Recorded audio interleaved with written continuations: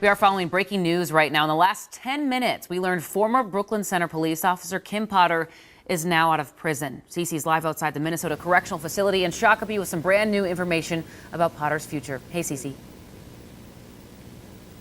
Hey, good morning, Alicia. So we learned that Potter was released at 4 o'clock this morning. Now, the Minnesota Department of Corrections telling us that they chose that specific time based off of information they gathered. Apparently, over the past few days leading up to her release, there was concerns surrounding safety, specifically because of some threatening comments that were found, and also the possibility of protests happening here outside of the facility. So they chose this specific time so it was safer for Potter as well as the facility. So within the last couple of hours, Potter is a free woman.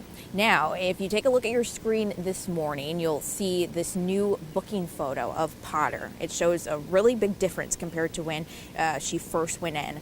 Potter, who's now 50, has served about 16 months of her 2-year sentence. She was convicted of manslaughter for fatally shooting 20-year-old Dante Wright during a traffic stop.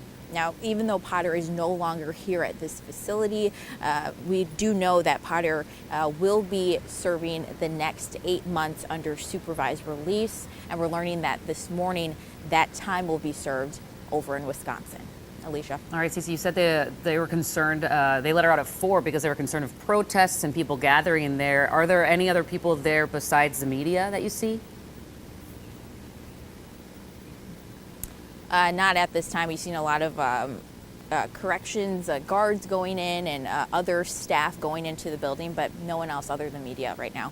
All right, Cece Gaines reporting live for us this morning. Thanks for that update. And of course, stay with KARE 11 for the latest on Kim Potter's release. You can find all the details that we know right now at KARE11.com and on social media. We're also live here at 632 in Delano. Take a look at your screen. In the last few hours, the Crow River there has crested, causing more flooding. We're going to check in with Jennifer Austin very soon. In the meantime, let's say good morning to Guy. Unfortunately, in the forecast, the rain not ideal for cities along those river cities. Yeah, it looks like a wet week ahead, but at least we have today through Wednesday to really soak up a little bit of the sunshine that we're going to get today, and then more sunshine arriving tomorrow and Wednesday. Hey, good morning to you. Temperatures at 34. It feels like 30 on the skin. Just heads up, so dress for that. West wind at 5 miles per hour. We're still trending below average temperature-wise, of course, and we'll finish the month of April below average as well. A few snow showers off to the east and southwest. That will continue to dissipate and decrease throughout the morning hours. Morning drive temperatures max out around 38 to 41 degrees. And then by lunchtime, mid to upper 40s, you'll see clouds thicken later this afternoon. Maybe a sprinkle possible before sunset, but we'll still have room for a little bit of sunshine throughout the daytime. Nice to see the little sun. Thank you, Guy. Let's give you a look at the roads. 169 at Pioneer Trail in the Southwest Metro. There was a report of a crash, but I'm unable to find it on any of the cameras. So good news, it likely cleared pretty quick. Around the 694, 494 loop drive times are average. Well, back to that big story out of Delano this morning. In the last few hours, the Crow River has crested. This morning, we do have team coverage on the flooding. Guy, of course, is going to have more on that. But first, let's get to Jen, who's live in Delano. Jen, what can you tell us? Yeah, hey, Alicia, we're downtown Delano. We're in downtown Delano right now. And actually right now, the river levels are slowly coming down. But when I say coming down, according to the National Weather Service, just a couple tenths of an inch, nothing you're going to be able to notice with the naked eye. So this is basically what a crested river looks like.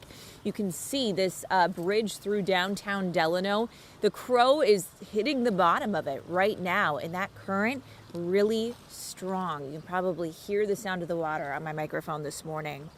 So the update from the National Weather Service reported that it was sometime around midnight that this river crested at 20.375 feet, which is about 2 feet above the threshold for what's considered to be a major flood stage.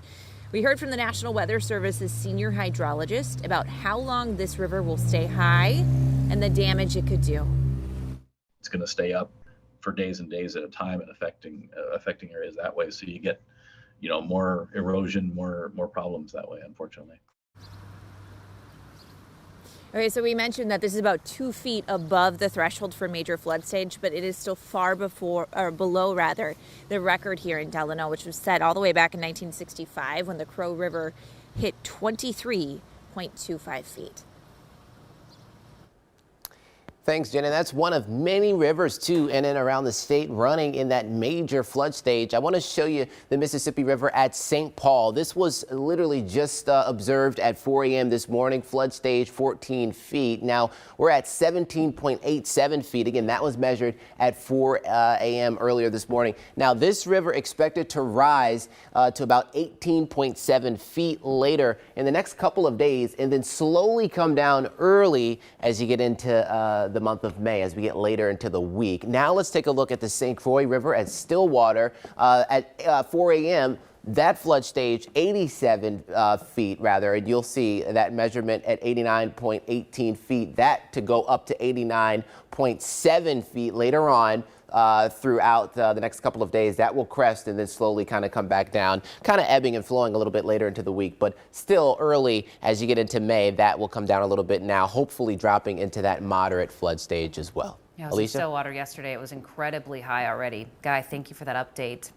6:36 in other news this morning, we're learning a baby that was rescued from a Cannon Falls apartment fire last week has died. The Hennepin County Medical Examiner says the 10-month-old died from smoke inhalation.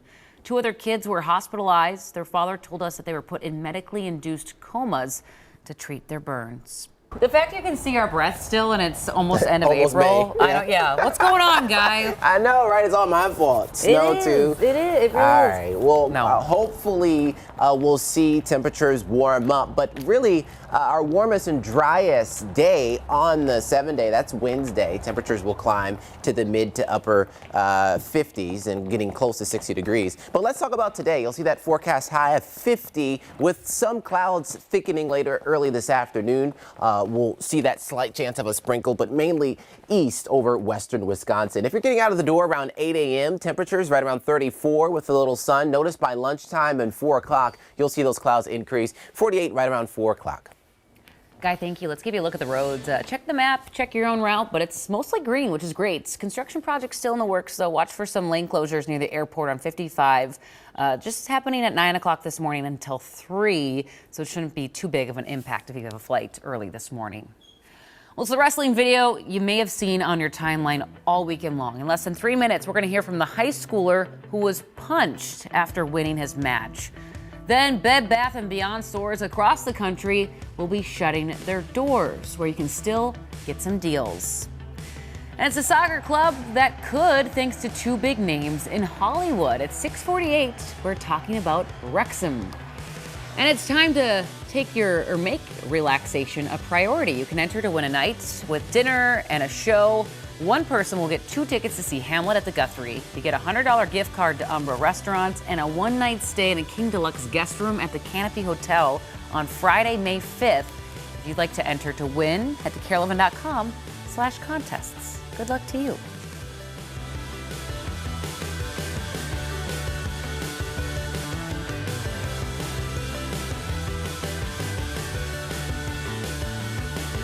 What is near me? If you're out at UC News near you, just open the KARE 11 app and go to Near Me at the bottom right. Then tap Share with Us. Upload your photo or video and tell us about it. Hit Submit, and once you see success, your news has reached our team at KARE 11 News.